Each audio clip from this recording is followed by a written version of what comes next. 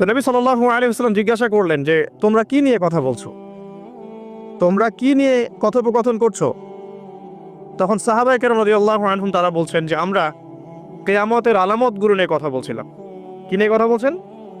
কিয়ামতের আলামতগুলো নিয়ে সাহাবীরা কথা বলছেন। তো সাহাবীদের কিয়ামতের আলামত নিয়ে কথা বলার কি দরকার ছিল? তাদের সময় তো আর কিয়ামত হবে না।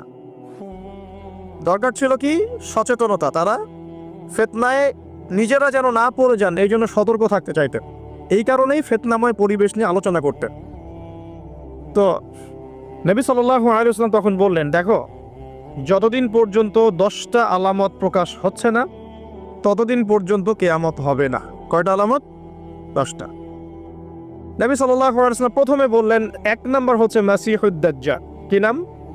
মাসিহুদ দাজ্জাল। 2 নাম্বার হচ্ছে ইয়াজুজ এবং মাজুজ, এর আদম সন্তান পৃথিবীতে বের হবে এবং